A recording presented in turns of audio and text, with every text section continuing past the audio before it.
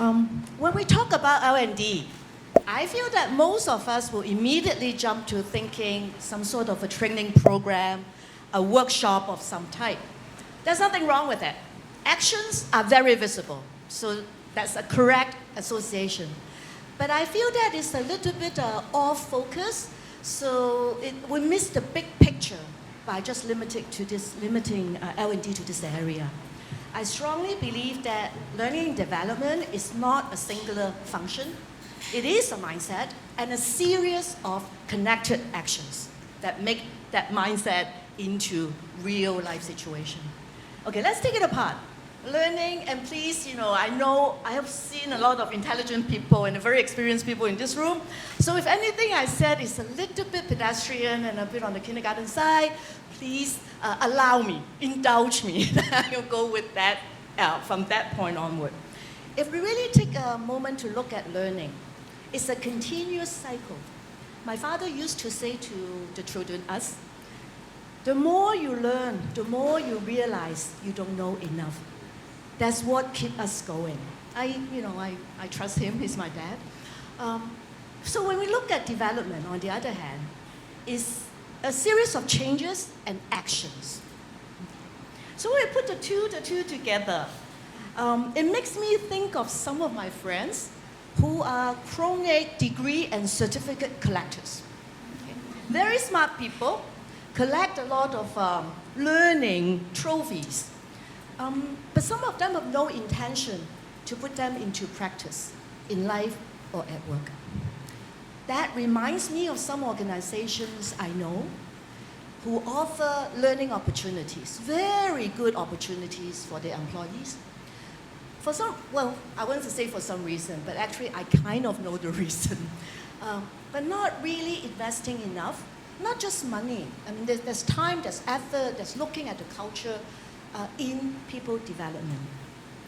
Going back to my experience, now the experience starts here, with my experience of facilitating development opportunities in organizations for teams, I have seen individuals grow, they learn, they change through classic training, coaching, mentoring, projects, any kind of internal, external sort of sharing, interventions, and even some unplanned experiences that somehow spark insights on these individuals. And these insights lead to change of ideas, of thinking, of how they do their work. And I feel that, this is really good. This is what keeps me going in doing what I like to do. But I also know that it's something we cannot control. You can't really measure it nicely and neatly and put it on a spreadsheet and say that this is what we have done in development. I feel that some organizations might shy away from that lack of security of doing something that you could measure and package really well. A bit of a pity, but I feel that, okay, there's a reason behind it.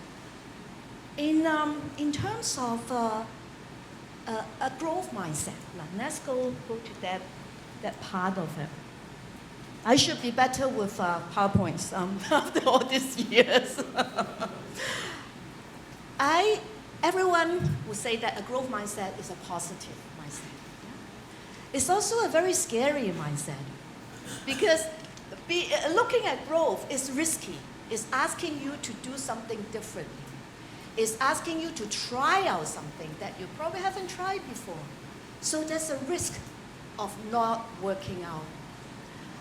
And I feel that that's another reason why teams and organizations may again step away, a little bit away from really engaging in true development work for the organization or for the people. The way I look at it is going back to what I said earlier. This growth mindset. When we put it back into an organization, or let's say a team leader, a leader that have an impact on himself, herself, and the team they work with, and the whole organization, there has to be the courage to really recognize that there are new knowledge. This is not a difficult part. Most people recognize that the knowledge to be had. And actually, the time is up. Whoa, okay. So I have covered most of what I want to say about organization, but I just want to quickly bring us to this mindset, the experimentation and also resilience. Okay, curiosity is not something that everyone have at the same level, but all we ask for is an open mind, that we all make mistakes and learn from it and move on.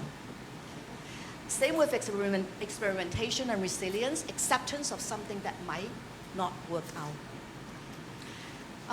From what I have seen, if these mindsets could be translated into all the actions that could take place to have people apply their learning into real work situation, most of the time you'll see people develop. But again, it's not neat and tidy. You can't package it. You see it over a period of time. Okay, to prove that I actually have worked this long in the industry and see all these things happen, this is the first training workshop that I've done. We use a carousel slide projector, okay? Not the IG carousel. Okay? I realized there's something like this recently. This is the kind of nightmare that you will say that if you put all the slides upside down, you are doomed for that workshop. Today, we have a lot of options with technology, with different kind of tools that's helping us. We have a lot to think broader and deeper. So if I could just call here for everyone to be a part of a community that redefine learning and development to the commitment of growth and resilience, I'll be quite happy to sort of leave my message at that point. Thank you.